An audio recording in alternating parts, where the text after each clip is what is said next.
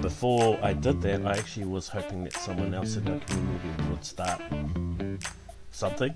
He would step out and start something because I needed something. I needed some community or some group that I could just and that experience, although negative at the time, kind of pushed me into the spotlight, like whether I liked it or whether I wanted it to or not. And I remember essentially it was kind of a David and Goliath story, and kind of I just stood up, and I guess the social justice in me, that voice just kind of came out.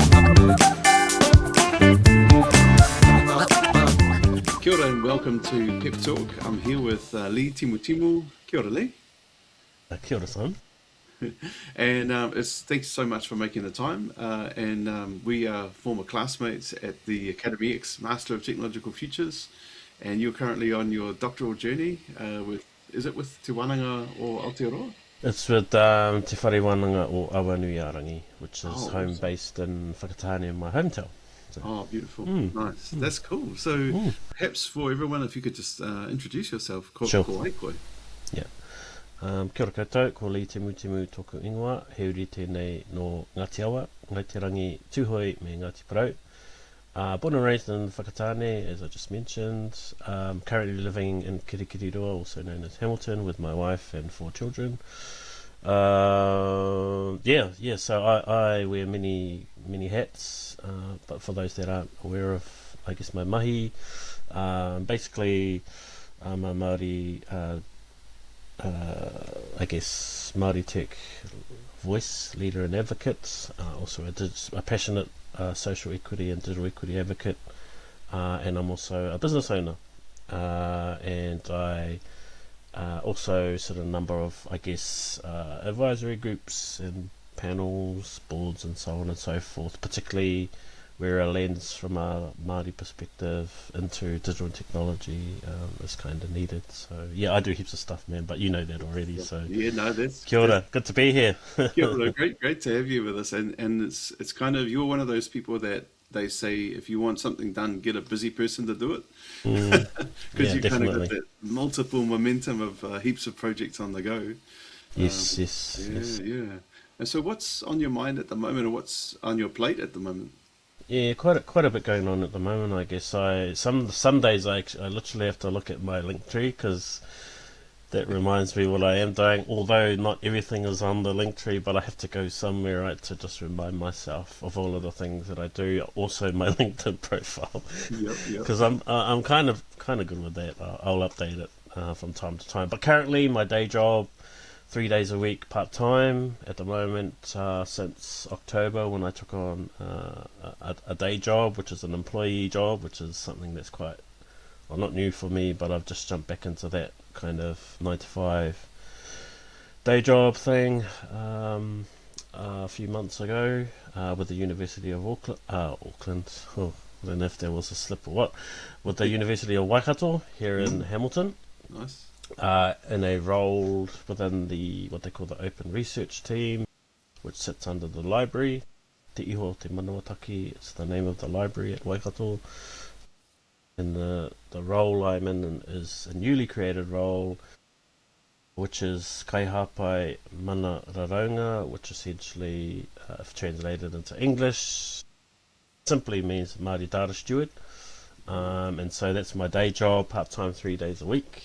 It's a role that's technical, so it combines 2 things primarily: research data management and kind of planning for your research.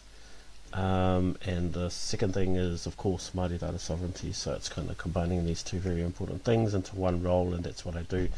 So I advise primarily PhD candidates or students, but also secondary to that is academic staff, and also the supervisors of those PhD candidates, of course. So yeah, I've been in that for a couple of months now. Yeah, it's really cool. I'm finding my way, I guess. Definitely getting used to that. As I mentioned, 9 to 5, because I've been out on my own for probably the last 7 or 8 years now, trying to do the entrepreneurial thing. with multiple businesses, multiple initiatives as well. But Is it hard being an employee again? yeah, it is. It is. It's been interesting. But nothing that I didn't already kind of anticipate. For I was sure, kind yeah. of prepared to go back to the 9 to 5 thing.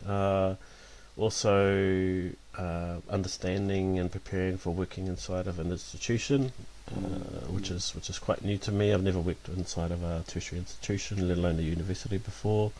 Um, but I think the upside, and of course the reason why my wife and I decided that we'd look into the sort of role itself or the job, is that it provides that financial stability, which definitely you'd know as Oh, an entrepreneur yourself, the absolutely. You got the stability peak of getting and that, the trough. consistent paycheck has just been really quite good in many ways, and so Absolutely. that's kind of the offset. I enjoy my work within that role, although Sounds like early really days. important work as well. It Like is an important work, and I quite a think it's big also responsibility.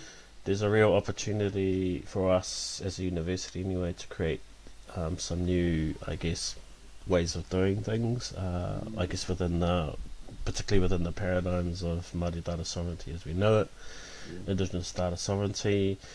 Fortunately, I get to work alongside some of our foremost experts in Māori data sovereignty, people like Professor Tahu Kukutai, co-founder, or one of the founders, sorry, of Te Manararanga, which is of course the Māori Data Sovereignty Network, Mm. Professor Maui Hudson, another founder of Te Manararanga, Professor Te Taka Keegan, the first Māori computer science professor Wow. in the universe, Oh, wow. um, recently appointed as professor computer science and mathematics at the University of Waikato. Again,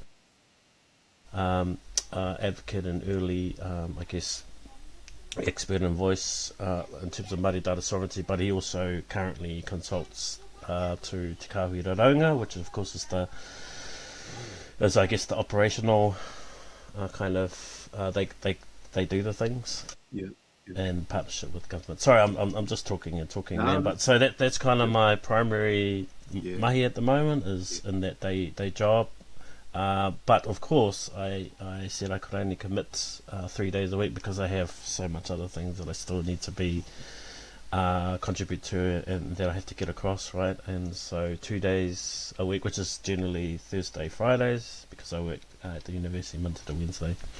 Thursday, Fridays is my time to do my other things, and so that I guess then that kind of segues into everything else that I do, which essentially is anything. I do a lot of advocacy and leadership work in Māori digital and technology. Founder of Te Hapori Matihiko, which is our Māori Digitech community, membership community. 500 plus members today, 3 years in, which is great. We've done over 3 Māori Digitech awards as well as part of that Kaupapa, which is amazing. And then also, I guess my tech kind of startup businesses. I've got one health tech startup which is called Our Digital, which works alongside Health New Zealand. We developed the in-house AI scribe tool. 2 years into that journey, and it's been a tough one. I have to admit. Yeah. And then I have my own sort of small consultancy, which is interestingly I named Te Matarau Technology Limited, which is Yeah. On kind your of a t-shirt there. yeah, which is kind of a nod to Te Matarau, the Māori Tech Association, Ah, which I founded right. Right. 4 years ago. So just the year before we co-founded, Katie Brown and I co-founded Te Hapori Matihiko. The year before I founded Te Matarau, the Māori Tech Association, and it's kind of just gone from there in terms of the leadership and advocacy, I guess. Nice. Nice. Yeah, And I so love many that things, man. yeah, no, totally, totally. And I love that you are not shy about saying I'm a leader in this field, because there's this tall It's a poppy good syndrome question. in Aotearoa that we tend to not want to say stuff like that, but I really love that you do. Yeah, that's a really great point, and I'm glad you said that because I was not that comfortable for the very reasons that you're aware of, because we don't like to talk about ourselves. We don't like to necessarily celebrate our wins or successes. And this is a very Māori and Pacific thing. Absolutely, we don't like to, talk about our sweetness as kumara, right? So, Yeah. but it's taken me quite a few years, particularly over the last couple of years, definitely since I've been on this journey of leadership. Probably about 5 years ago, I was calling myself that reluctant leader. I was the person that just happened to be in the right place, the right time, the right conditions, with the right support as well, Yeah. from the people that I know in my community. Be it a small start, or clutch of people that kind of, I guess, blossomed into what is now Te Hapori Matihiko. But even then, I always say this, and I've said this many times. It's not like I plan to become a leader in our community. No, certainly not. I actually, if I go back to when I founded Te Matarau, before I did that, I actually was hoping that someone else in our community would start Stepping up. something. He would Yeah. step out and start something. Yeah. It would have been for a good 12 to 18 months. Man, I was like, oh man, because I could just see we needed something, because I needed something. I needed some community or some group that I could just And I was having these informal hui and conversations as I was travelling around trying to build a previous business around the country, having these informal conversations and meetings and, chats as you're moving through the airports or you go through the kuru lounge when I could afford it back then. And I realised, we need something that kind of brings us together more formally. The last kind of, I guess, attempt at bringing us together as a Māori tech community anyway was probably the Digital Māori Forum, which I think they shelved in about 2017, 2018. Although I wasn't a member of that kind of movement, that was kind of it at the time, and then just the lapse of a couple of years. And so brought me to Te Matarau after and how Te Matarau came to be anyway, other than my desire to want to be a part of something Yes. personally. Yeah. I had an experience with NZ Tech at the time, which at the time wasn't a very good experience for me. And that experience, although negative at the time, kind of pushed me into the spotlight, like whether I liked it or whether I wanted it to or not. Sure. Yeah. And I remember essentially it was kind of a David and Goliath story, and kind of I just stood up, and I guess the social justice in me, that voice just kind of came out basically. But up until that point, honestly, no, I wasn't I wasn't the person that was like, oh hey, you shouldn't be doing this, or we should be doing this, or I don't think that's right, or I wasn't David basically. So Yeah. so it was the thing that really I came to, I guess, a fork in the road, and I could either just carry on as I was doing, which was basically just in the background, or I could take the path of, no, I think I need to have a voice here because I feel so strongly about it. There's something about it that's really like that social justice was really starting to push inside me, and so I went down that path. And so from that moment, after that experience, I mean, it's all good now. I have a good relationship with NZ Tech, Graham Miller, and others, and that's a great thing. I think that's a really wonderful thing that's come from that experience, although it was not a really good experience for me at the time.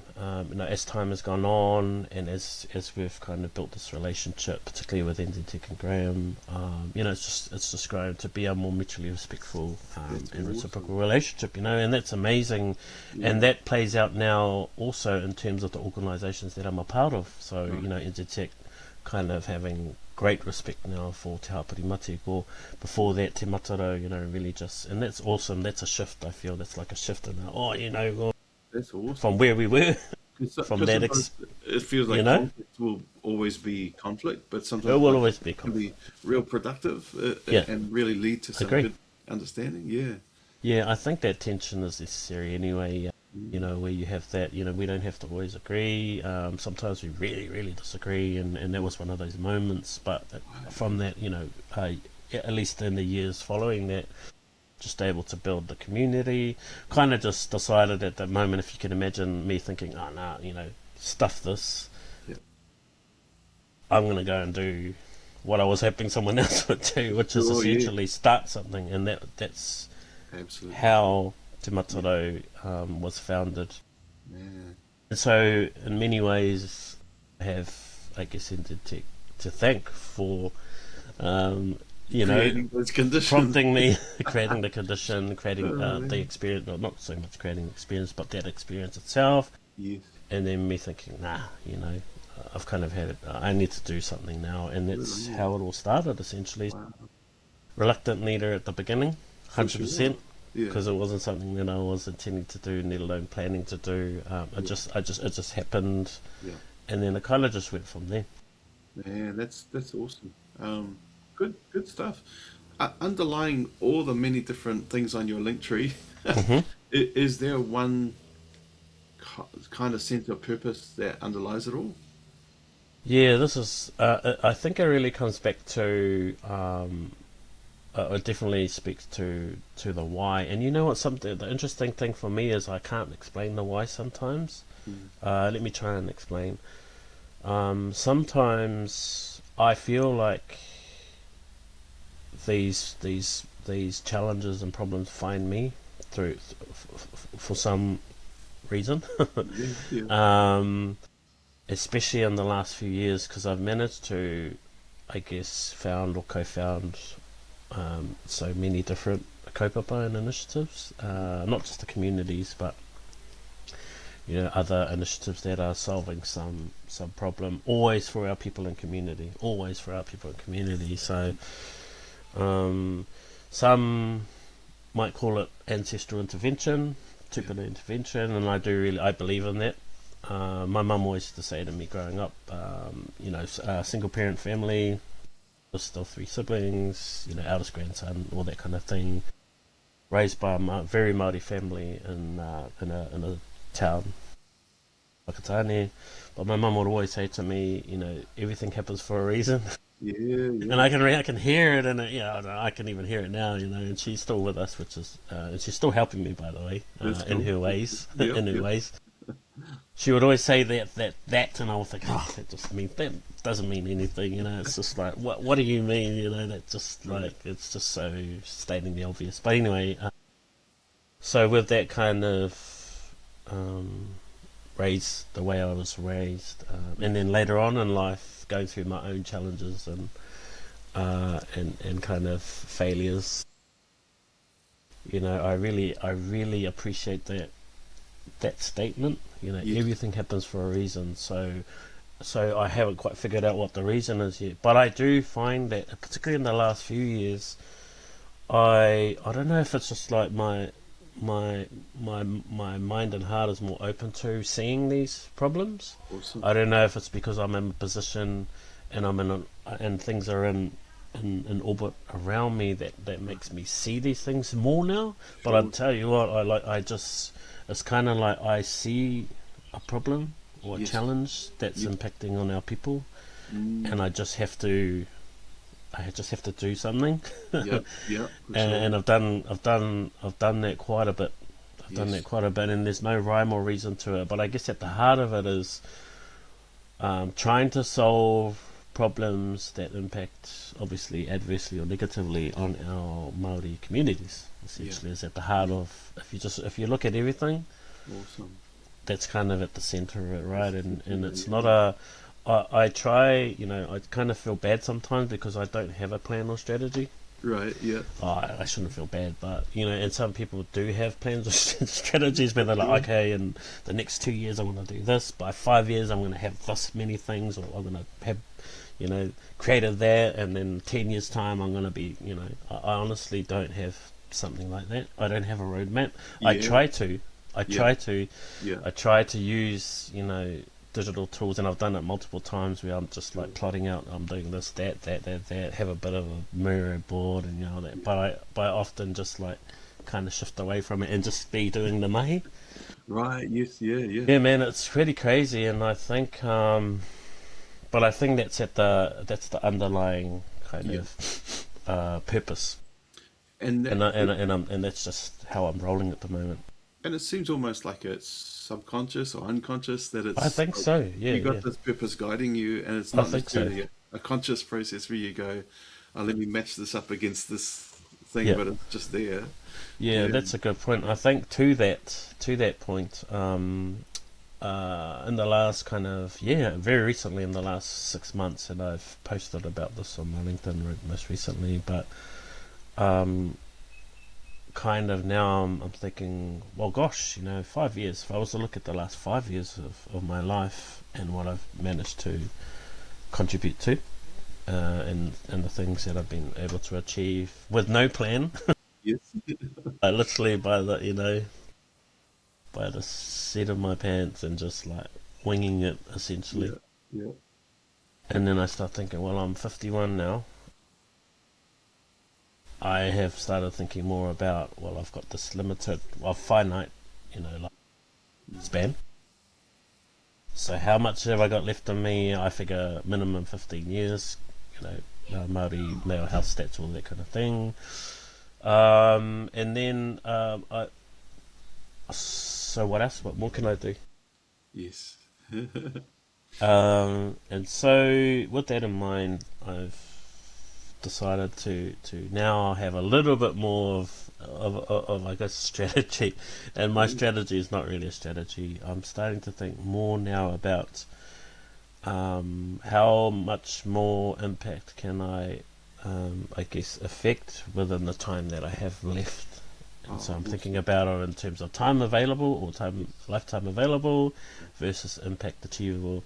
So that's how I'm starting to think now.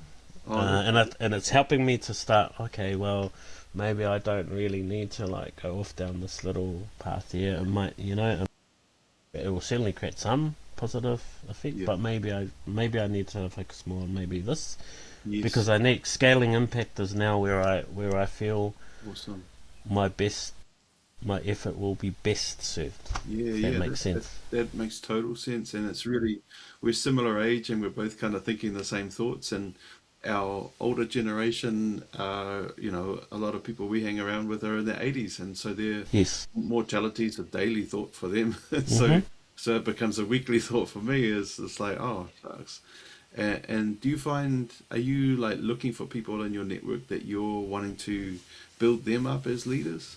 Absolutely. Yeah, I think it's another thing that it's not really. I do speak about it in certain forums with certain audiences, but mentoring and succession planning is a big part of my of what I want to do, and I've been doing that to an extent for the last few years with certain, particularly Māori, next gen of Māori leaders. Mm.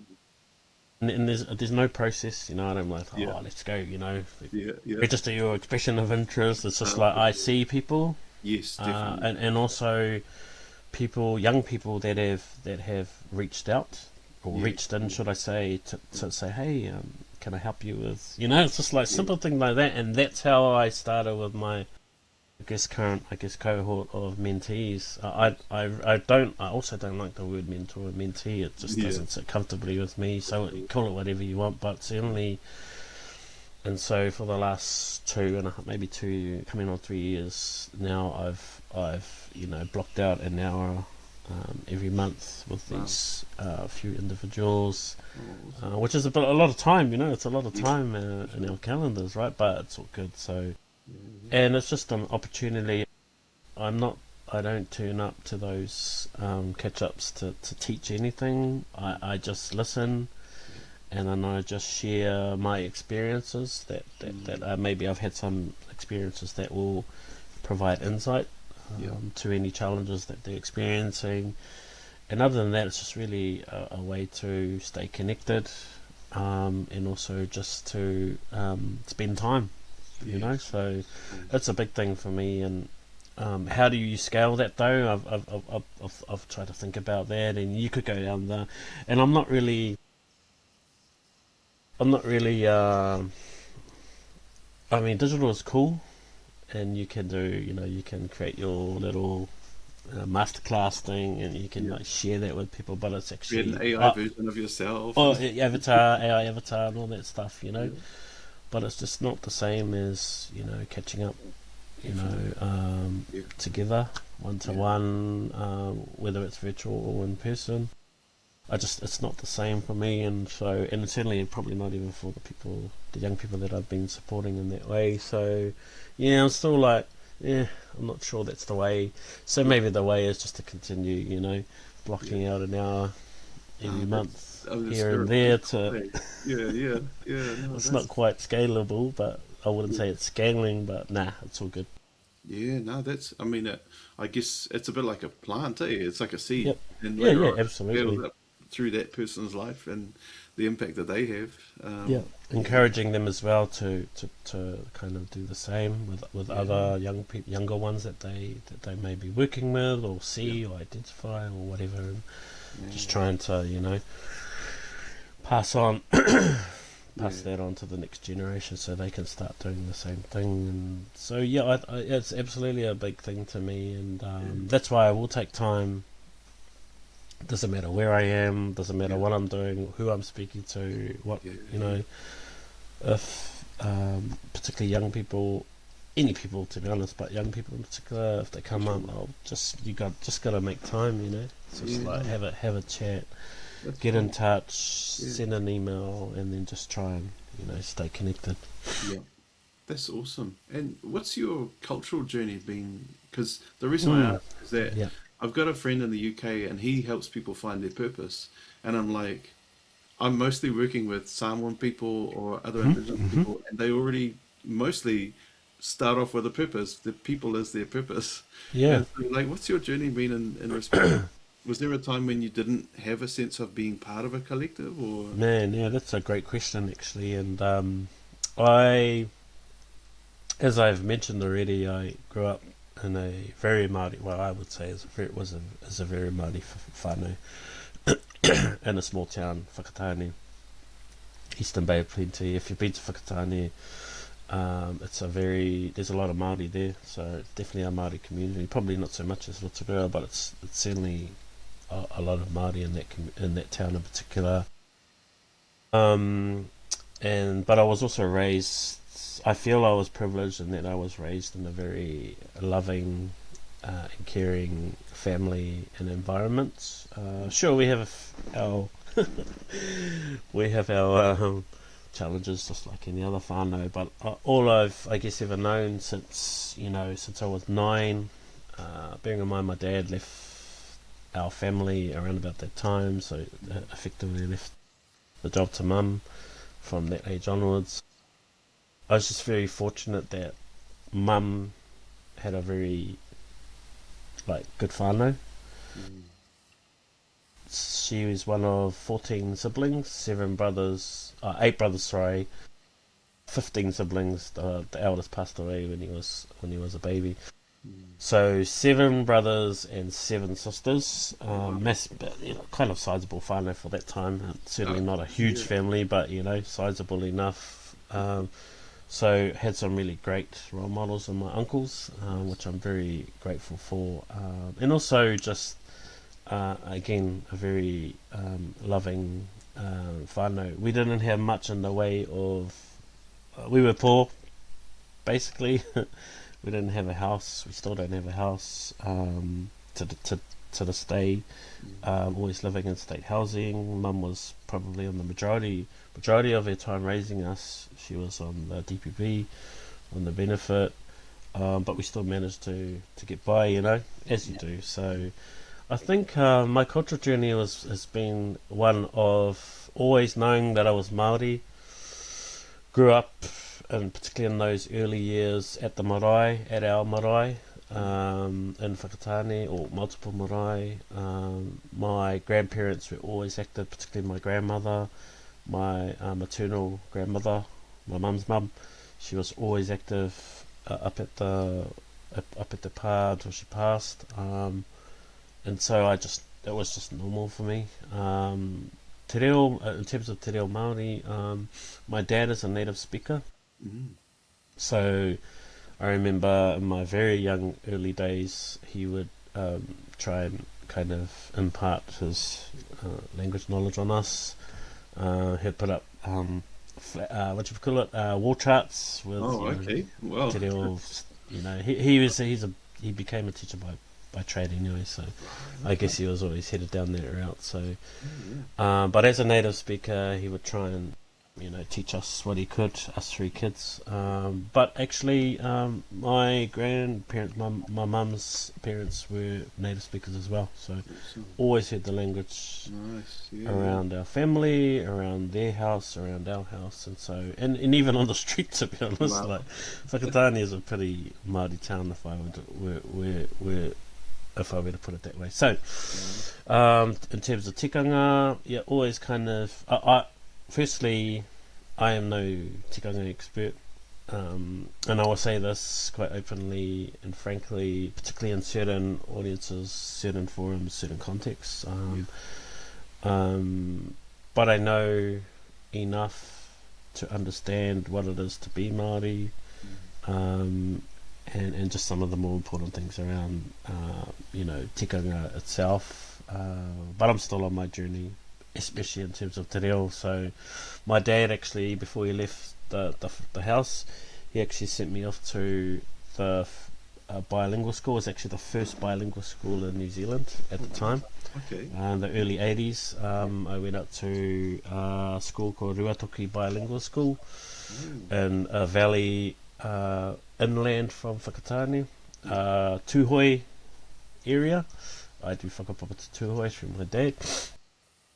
And so that's where I kind of started my te reo journey, was from the age of, I think, 9 out to intermediate years, so a couple of years of just being immersed in not full immersion, because they wouldn't allow full immersion education at the time. Hence why it was a bilingual school. Okay, yeah. And it was certainly before the Kaupapa full immersion movement, probably about a decade before that, I would say. Okay. So that's where I started my te reo journey. And so much more happened after that. But one thing that is quite funny that I think is quite funny is I was English my first language, by the way. It always has been. My grandparents, my mum's parents, shipped me off to boarding school, St. Stephen's School in the Bombay Hills, South Auckland, for my high school years. And I remember my junior year, which would be year 9 today, Form 3 back then. Randomly, one of the teachers came to grab me out of the dormitory, because I obviously lived there, and he said, "Oh, hey, you got to come with me." And I was like, "Oh shit, what's going on?" And so he took me to one of the classrooms. They put one of those general knowledge, I forget what the name of those general knowledge tests were, but essentially it's one of those ones you did in school where they just tested your knowledge to put you, essentially stream you.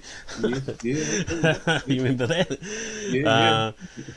And I remember doing it thinking, oh, this is very strange. And then I did it, and then it was fine.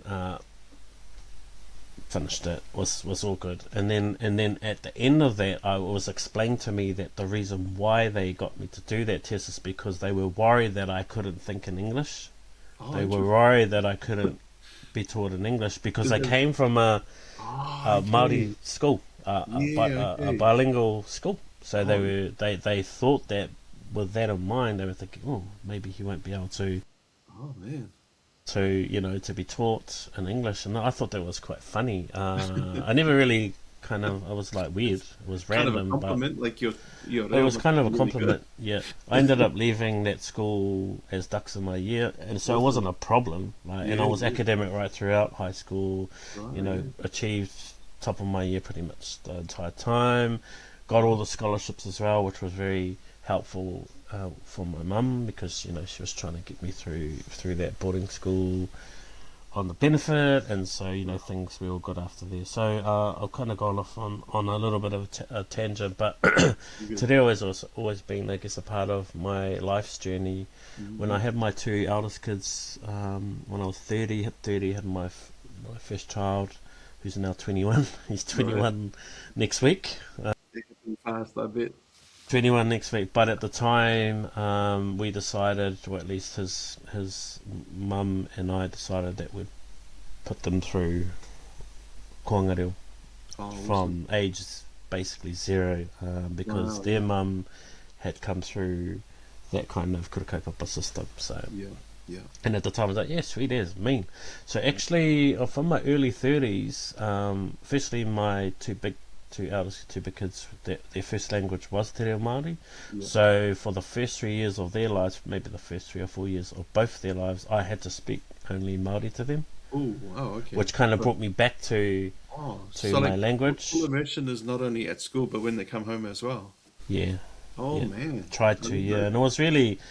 it was really cool for me anyway, because I got to speak Te Reo to my kids, and they would speak back Yeah. to me, and so all of that was quite cool. But then what happened was they got to a point by age 4 where they surpassed my level of knowledge in Te Reo. Wow. Wow. Yeah. So that was like, oh, it's like, and that's where I kind of hit a ceiling, and Yes. then I kind of just it just kind of like it Yeah. waned from there, to be honest, bro. Yeah. And Yeah. so, and then I've kind of just in terms of Te Reo Māori, I know enough to get me Yes. through, Yeah. Yeah. certain situations, but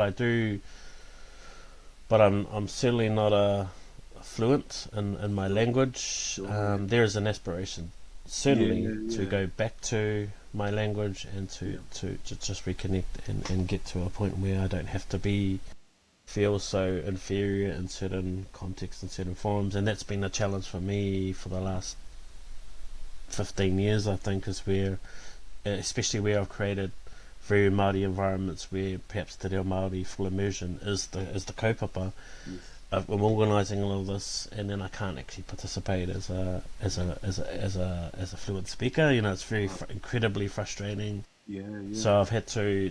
Been that push and pull of oh man, I do want to learn more. I do want to be Yeah. able to speak more in these environments where I want to articulate what I can in English. It's because I'm pretty good in English, Yeah. but in my own language, in my mother tongue. Yes. So that's been basically the last 15 years. To Oh, just be like, that's really boom, interesting. push pull, tension. Yeah. I just know that, although I'm not quite ready to do that, to return to my language right now, I just know it's going to be there. It's going to come back, or It'll- I'm going to arrive at a point where I'm like, yep, I'm ready to do it, and I'm Yeah. just going to Yeah. go back to it. But I don't think getting from where I am now, which I would say is honestly maybe conversational Sure. at best, Sure. Yeah. maybe. Kind of can understand what's being said to me and what's Yeah. being said. I can understand a lot, but I can't converse. Yeah. So I don't think it'll take much to get me from where I am now, given my history with my culture and with my language, to get from here to where I need to get to. And I'm looking forward to that. Looking forward to Definitely. Yeah. that horizon when it arrives. What do they say? Your reo knows you. Yeah, You may yeah, not know yeah. the reo, It's but very the reo true. knows It's you. it's Yeah. it's a part of you, your DNA. It's a part Yeah. of your genealogy. It's a part of who you are, and it never leaves. Yeah. Very It's just special. Yeah. yes, And yes. it's similar to some of the people that we are working with in Pacific spaces, is that they have to exist in two worlds, and it's almost Mm, so. Jim Mather, who is yes. a awesome guy, he was Yep. describing this at an event that I was at last year. That the older generation, sort of his generation and older, they were the battlers who just had to kind of get to the front door, and they had been taught to assimilate, and Yes. they just learned English, and it's like assimilation is such a suck deal because it's like you have to assimilate, but you'll never be as good as somebody who's got Mm, generations worth of that. And so yep. they had to overcome that. And then the middle generation, sort of our age, was sort of stretching between both and feeling the stretch. And you got that full Yeah. immersion young generation that's coming through, and they're confident and they're bold and they're Yeah. like ambitious. And Yep. it's like, all three are needed. All three are needed for that whole journey. Yeah, And, Jim's actually we're related through our Ngāti Awa whakapapa because of oh, course awesome. he's whakapapas to Ngāti Awa. Yeah. I don't know him well. I do know of him, and I do know of his mahi, which has been quite extensive in the past, decade, 2 decades even. But yeah, I think it's just different eras. If you look at it from a te reo perspective, if you go back to our grandparents, I mean, there was so much that happened in our grandparents' time that where assimilation and colonization basically meant that our language was, we were punished obviously for speaking the language, and then it kind of just policies that kind of supported that, and it just kind of went downhill from there, right? And so yeah, so much in there. Yeah, so much in there. Absolutely. And for me, as somebody raised monocultural, it's really been interesting for the last 20, 30 years to kind Mm, of mm, uh, try and grasp what they must have been like. Because for me, the nearest, I've got to stretch back like 4 or 5 generations to my German mm-hmm. ancestors, and before that to my Gaelic speaking ancestors to just try Nice. and understand what they must have been like. But Mm, the thing that really kind of broke open my worldview was when I was talking with Chinese people who were trying to learn English, and they were like, "Well, how did your people learn the local language when they came to New Zealand?" It was like, um, yeah, yeah. actually, you know what? We just imported our own and made that Mm, the law of the land. It's like, yeah, oh my gosh, yeah, yeah. yeah. So Uh, yeah, I think yeah, there's so much in kind of language trauma as well, and yeah. Anyway, it's a very deep and extensive topic. yeah, for sure. So I guess circling back to purpose coming from your Mhm. people and Mhm. sense of who you are. If you met somebody who didn't kind of they wanted to find a purpose but they weren't sure, like what Mm. might you advise them to do? Or Yeah, that's I think in kind of certain in ways I have, yeah, and certainly with some of the younger generation that I spend time with, um, people are always reaching out as well. To me, I guess that's really, people see.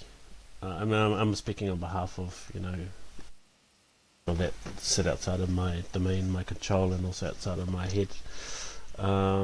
Just looking for, I guess, advice, insight, yeah, perhaps, and I see that as these are ways that we ask for help to find purpose, if that's what if yeah, that's what yeah, if that's what we call it. And yeah, I don't, it really, I mean, if I were to, if there was the way that I would approach it, I guess is, and certainly what I've had to try and figure out myself is, I guess what's important to you, yeah, really.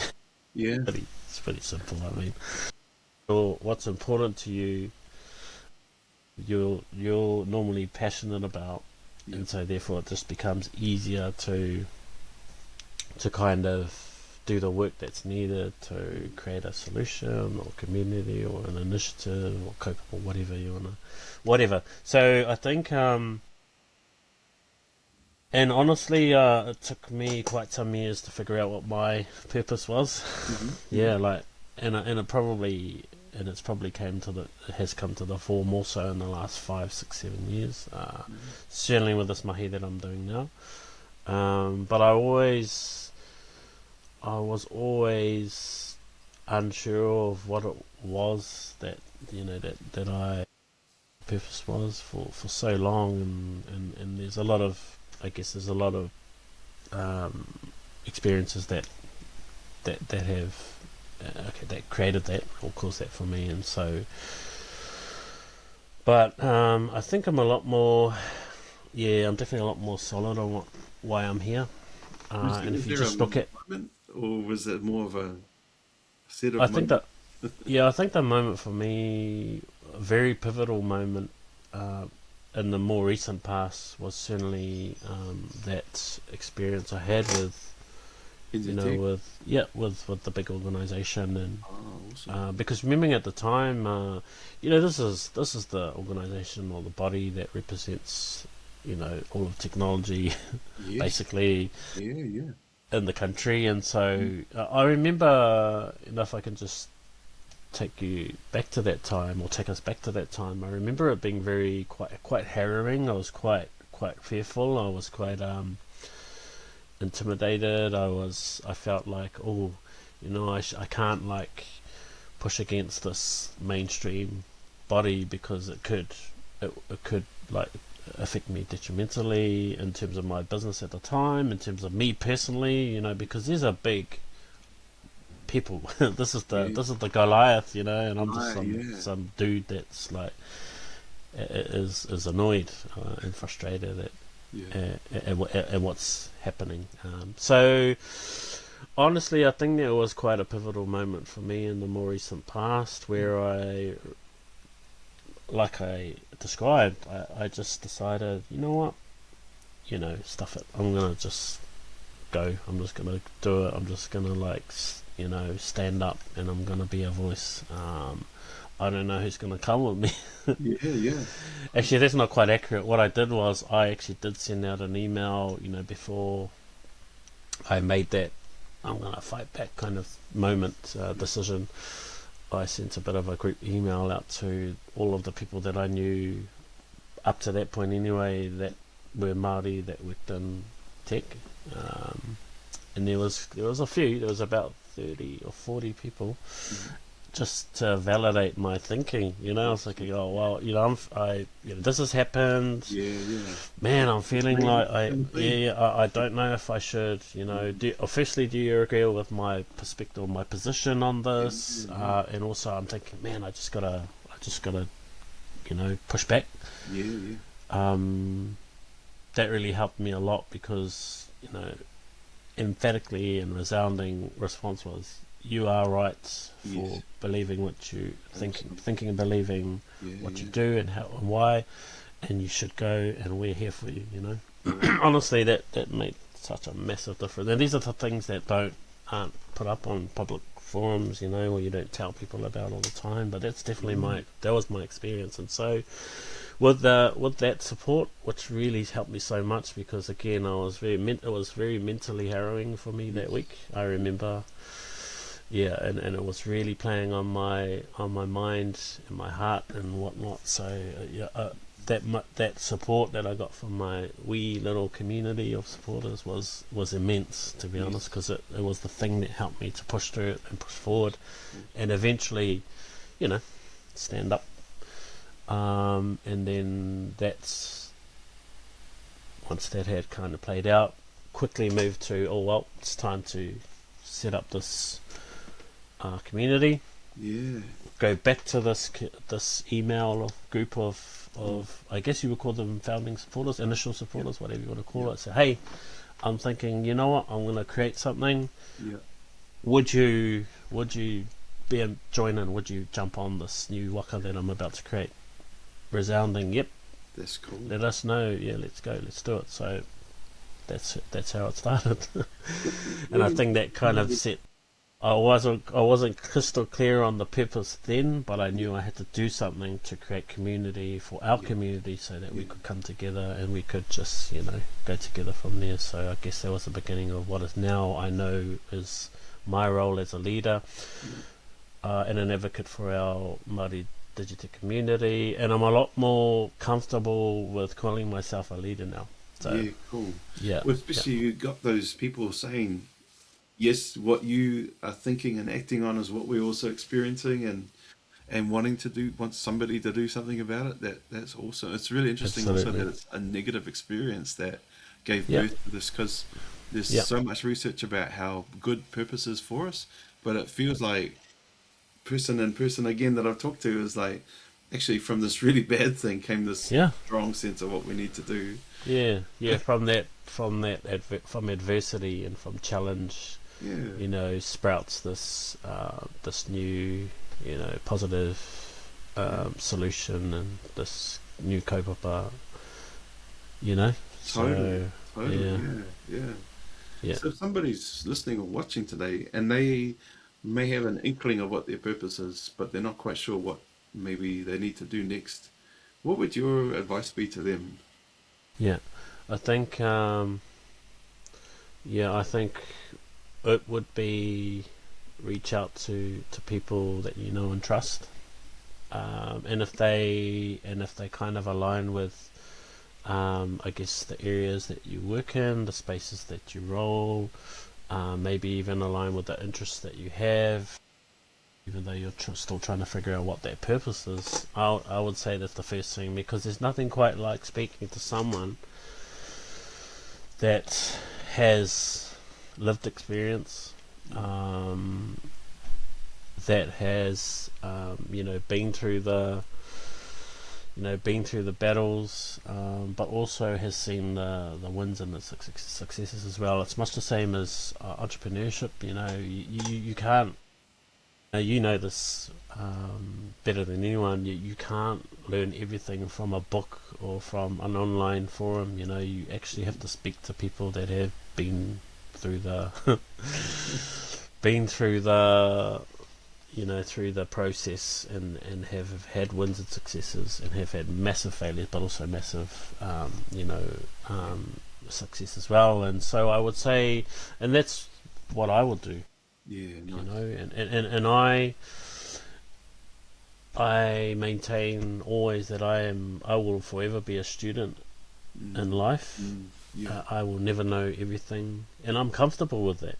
I Mm, don't have to know everything, and I'm happy to keep learning. And that's why even myself, if you look at where I am now, with the achievements that I've been fortunate enough to achieve, with the initiatives and Kaupapa that I have been fortunate to lead, and to found and co-found, mm, I still need support, yeah, So I look for people in exactly this through exactly the same lens. So, yeah, and I will reach out to people to say, hey, I just need.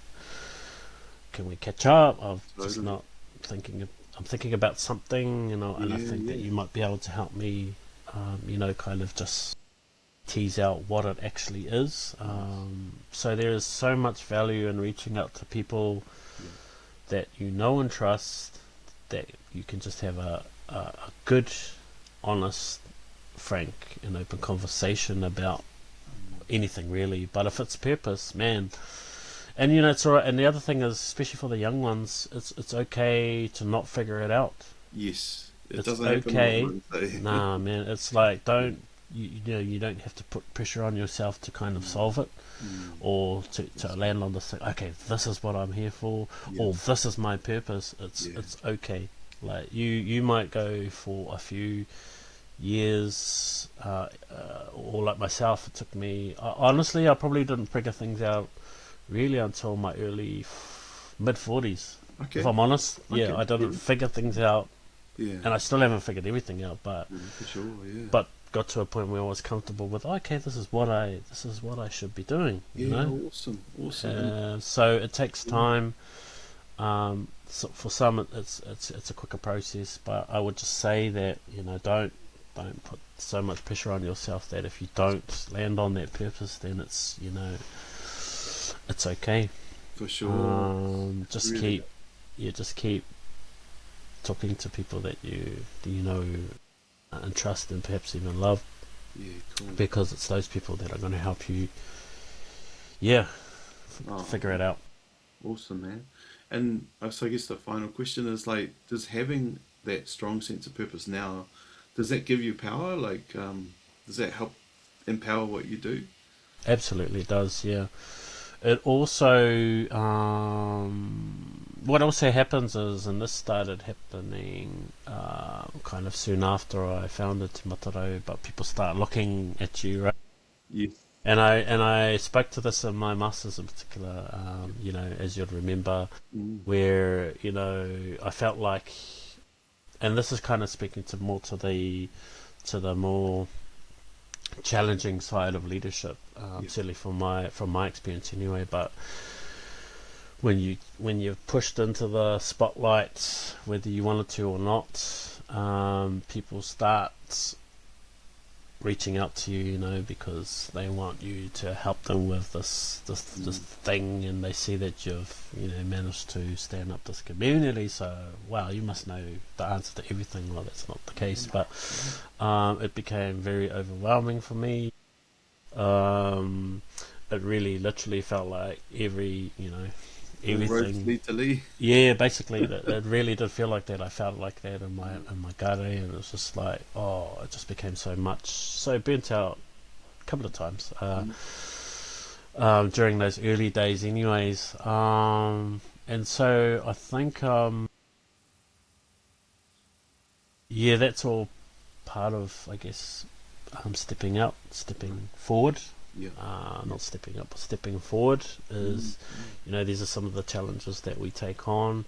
That being said, I do feel like sometimes we place too much expectation, too much pressure on our leaders.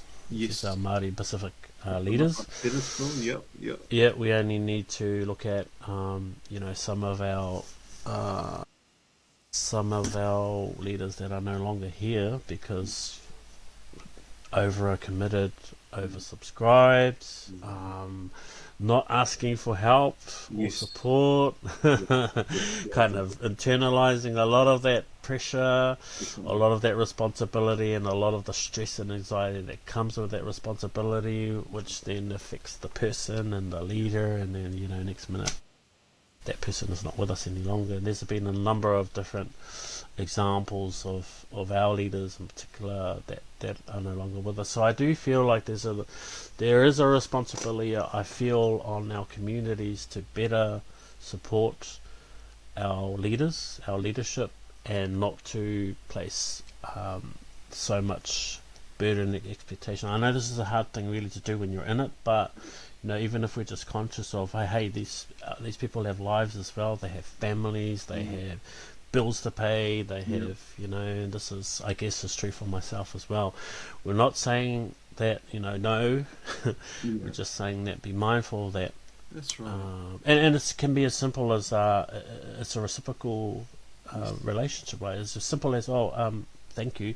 Can I help you with anything? And this is what I really love about, for me, in this leadership position right now, is and hence why I've set up a little Notion page with some of the Kaupapa that I'm across at the moment, that provides anyone that wants to help with information about the things that I'm doing and the specific help that I need under each of those Kaupapa, because I receive so many offers of support and help. That I and channel for them to come through. Basically, just like some days I just don't know what is it, like where I am, what I'm doing, which I mentioned at the very beginning of our kōrero, and so, but that's very heartening. It's very heartening to see that, and I guess it's a reflection or a response, should I say, to the work that I have achieved or been able to affect, to create impact, and people see that and say, man, that's awesome, I really want to help, so that's amazing. So that's a very small way that we can all, as community members that are reaching in for the support of our leaders. Yes. Okay, yep. But is there some way, that small way, tiny, even just a small way, that I can help you with your work and on your journey, and it could be whatever it is. So I think that we just need to be more cognizant, because we can get so caught up in the work, but also in the problems that we're trying to solve, that we often forget, well, not often, sometimes we forget about supporting our that's true, our leadership, right? And there's so a lot of leadership training, but there's not a lot of followership training. That's true. We're all following somebody. We're all subordinate to somebody, and it's like, how can we be the best version of that?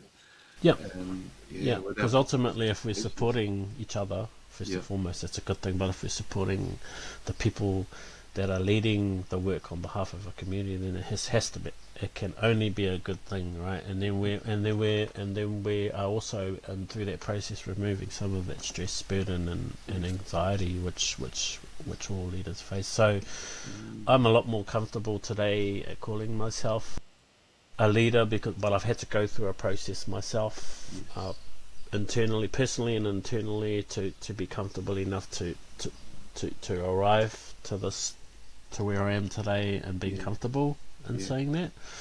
Still a little bit, it's still like, oh yeah, The cultural cringe. yeah. But you kind of have to get over yourself. Yes. Essentially, I just had to get over myself. I just got to listen to an American who's like, "Yeah, I'm an expert." I'm like, okay. yeah. And I think also, after you've perhaps, done a bit of work, you see the outputs or outcomes, and impacts of that work. Definitely. Sure, of course you can. You can be proud. Absolutely, you can say that, right, because you've done it. You've done the mahi, and so I feel I'm a bit more comfortable with, because I have been able to do all of that. I've been able to do, and I intend to do more as well, and I guess in my lifetime anyway. So yeah, but it is a bit of a journey, I have to say, and it's for those cultural reasons of, you be seen but not be heard. Don't talk about yourself, because you're not all that. It's the tall poppy syndrome, which is it's such a it's so rife in kind of New Zealand and kind of Kiwi culture. It's you can't be seen to be, now you just like. So I understand all of that, and certainly been affected by all of those things as well. But there comes a point where you just have to say, okay, well, I've done a bit of work. So, and people are looking at you. Yeah, they're looking at you like that. Yeah. They respect you in that way. They're reaching out to offer support. Totally. Sending messages of well wish, and congratulations, all that kind of stuff. So, yeah, it has been the journey though. So, yeah. That's fantastic. Well, thank you so much for your time, Rangatira. No worries. Appreciate your time. And where can people find you online? Would LinkedIn be one of those best places? LinkedIn is probably the easiest place. I'm the only Lee Timutimu on LinkedIn, easy as, so just search me up. Always keen to connect through that platform. It's a great start actually, because then you'll see through my profile, you'll see all of the bits and pieces that I'm kind of across at the moment, and so please do reach out. Always happy to share an email, have a virtual call, or even catch up for coffee if I'm in your hood. But I will. Well, one thing I will finish on, which kind of speaks to getting in touch, and I'm very I try and be open and approachable as much as I can anyway, and as much as time will allow. But one thing that my wife reminded me of just not 2 weeks ago, maybe even last week, but is that I am a person that gets energy from being in my community. I am a person that receives energy from connection, spending time out there. And it's actually really challenging for me not to be in my community. So I guess it speaks to servant leadership and all that kind of really important stuff. Because what we noticed was, like, especially like during the New Year's, Christmas, New Year's break, is that basically being at home, not doing much work, or trying to avoid doing mahi anyway, and certainly not being out there doing the community leadership work. So what we noticed was that I was getting very restless. I was getting very irritable, and and I just couldn't figure out. Oh man, I don't know. I was just getting really restless. And then so we had a little conversation about that, and then my wife quite rightfully said, it's because you receive your energy from being out there in your community. Yeah. And that's why you're restless, is because you can't. You're being like, it's like withdrawal symptoms in a good way, but Totally. Yeah. you know, it's kind of, oh no, I can't. You know, so yeah, that's probably what I would say. So with that being said, I'm very open to connection. I will help where I can. Absolutely. And yeah, please do reach out. Awesome. That's great. Well, kia ora tēnā koe. Thank you so much for your time, Lee Kia Timutimu. ora. Awesome. Tēnā koe.